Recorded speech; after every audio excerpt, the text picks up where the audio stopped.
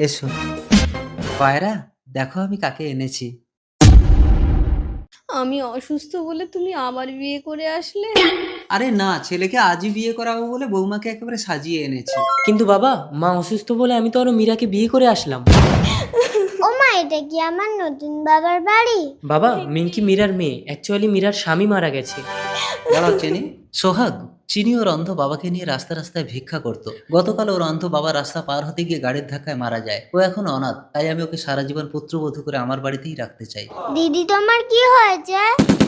এ তুই কে রে দিদি ভাই? তোর ছোঁয়াতে আমি একদম ভালো হয়ে গেলাম। পায়রা, কি গো, তুমিও একে ছুঁয়ে দেখো যেন অতীতের কোনো আকর্ষণ। আসলে তোমার বড় ছেলে নিখোঁজ হয়ে যাওয়ার পর তুমি একদম ভেঙে পড়েছো। পায়রা, ওকে যেতে দাও। ও গো, ও চলে গেলে আমি মরে যাব। কিন্তু মা, মিঙ্কিকে এ বাড়িতে রাখতে গেলে তাহলে ওর মাকেও এই বাড়িতে রাখতে হবে। মিঙ্কি মীরা এ বাড়িতেই থাকবে ভাই। মা, আমি বাড়ি থেকে পালিয়ে গিয়ে মীরাকে বিয়ে করেছিলাম। তারপরে কঠিন রোগে মিঙ্কি মীরাকে ছেড়ে আমি মরে যাই।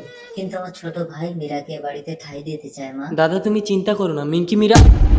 সাগর, তোমার মা বাবা যদি আমাকে এই বাড়িতে ঠাঁই দেয় তাহলে সারা জীবন আমি তোমার স্মৃতি নিয়ে কাটিয়ে দেবো। সোহাগ, তুমি চিনিকেই বিয়ে করো। আজ থেকে আমি তোমার মা।